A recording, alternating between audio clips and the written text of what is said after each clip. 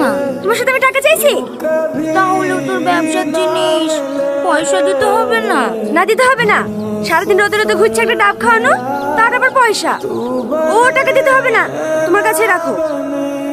আসি রে মা, অনেক বড় হ।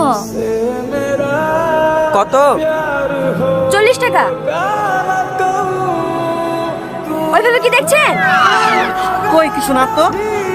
কখন থেকে দেখছি ভেরভের করে তাকিয়ে আছেন। আমাকে খুব পছন্দ, বিয়ে করবে?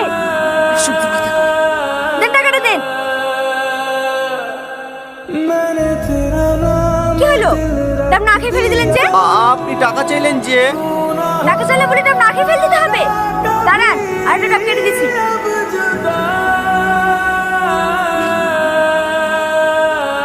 এলেন ধরেন। 80 টাকা যে? দুটো ডাব নিলাম যে।